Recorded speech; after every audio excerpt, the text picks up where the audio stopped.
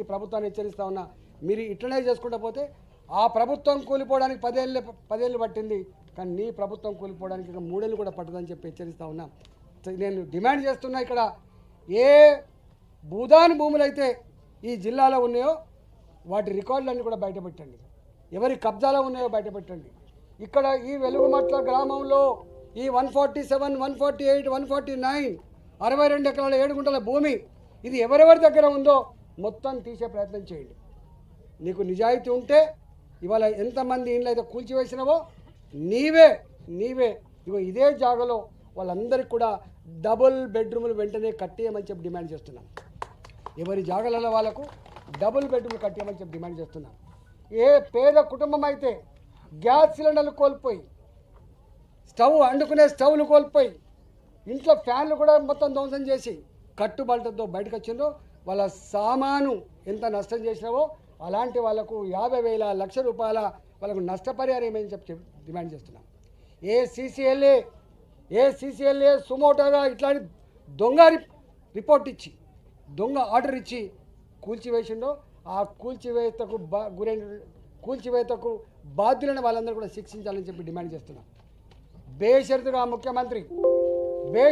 ముఖ్యమంత్రి తప్పు జరిగింది, క్షమాపణ కోరుతున్నా అని చెప్పి వెంటనే ఈ పని కనుక చేయకపోతే ఇవాళ మీరు అనుకుంటున్నారు ఇక్కడ 100 మంది ఉండొచ్చు అని చెప్పి, మీరు అనుకుంటున్నారు ఇదే వాళ్ళు శాపనార్థాలు పెడతారు, ఏడతారు, కన్నీళ్ళు కాలుతారు, మీకు ఏం చేయాలని చెప్పి.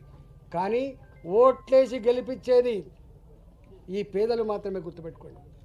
నీ పెద్ద కాలనీ నుంచి ఓట్లేరు బాబు, నీకు ఓట్లు వేసేది గుడిసెల్లో ఉన్నవాళ్ళు, బస్తీలలో ఉన్నవాళ్ళు, పేదవాళ్ళు వేస్తారు. ఆ విషయం మర్చిపోకు. ఒకవేళ రేవంత్ రెడ్డి గారు మీలాగా గతంలో ఉన్న ముఖ్యమంత్రులు ఈ పని చేసి ఉంటే ఇలా హైదరాబాద్లో కానీ ఇతర జిల్లా హెడ్ క్వార్టర్లలో కొన్ని 100,000 బస్తీలు వచ్చేటి కావు.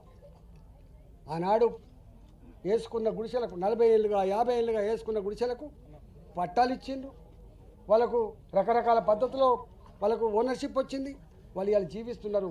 కానీ నీలాగా నువ్వు ఒక్క బస్తీ కూడా నీ కాలంలో రాలే. ఈ రాకపోగా అనేక బస్తీలు కూలగొట్టి పేదల బతుకుల్లో మట్టి కొట్టిన ప్రభుత్వంగా నిలిచిపోయింది. కాబట్టి తప్పకుండా ఇవాళ భారతీయ జనతా పార్టీగా అనాదిగా మేము మొదటి నుంచి కూడా కొట్లాడుతున్నాం. ఒక బద్దంబాలిడి నగర్ వచ్చింది మా దగ్గర హైదరాబాద్లో, ఒక వాజ్పేయి నగర్ వచ్చింది, ఒక మా ఆయంలో అనేక రకాల గుడిసెలేసి వాళ్ళకి కాపల కాసి వాళ్ళను ఆదుకున్నటువంటి చరిత్ర భారతీయ జనతా పార్టీది. కూల్చివేతున్న చరిత్ర మీది. ఇవాళ టర్క్మెన్ గేట్ కాడ ఢిల్లీలో టర్క్మెన్ గేట్ కాడ పేద ఇళ్ళ కూల్చివేసి ఆ భూములు ఎట్లయితే మారుతి కంపెనీ కట్టబెట్టిందో గదే మీ చరిత్ర, గదే మీ ఆచరణ తప్ప ఇంకోటి కాదు. పేరుకు మాత్రమే పేదల ప్రభుత్వం అని చెప్తారు, పేరుకు మాత్రమే అనగానే వర్గాల పార్టీ అని చెప్తారు. ఇందిరమ్మ రాజ్యం ఇంటింటా సౌభాగ్యం అని చెప్తారు. నీ ఇందిరమ్మ రాజ్యంలో మా వెలుగుమట్ల ప్రజలు లేరా? నీ ఇందిరమ్మ రాజ్యంలో మా వెలుగుమట్ల ప్రజలు లేరా? నీ ఇందిరమ్మ రాజ్యంలో మా హైదరాబాద్లో నివసిస్తున్న బస్తీ ప్రజలు లేరా అని చెప్పి అడుగుతా ఉన్నా. ఇవాళ నీ రాహుల్ గాంధీ దేశవ్యాప్తంగా మాట్లాడుతున్నాడు. రాహుల్ గాంధీ మాట్లాడితే ధర్మం కావాలి, న్యాయం కావాలి, చట్టం కావాలంటున్నావు. ఏ చట్ట ప్రకారంగా ఇక్కడ కూల్చేసినావు? ఏ ధర్మం ప్రకారంగా పేదల బతుకుల్లో మట్టి కొట్టినావు?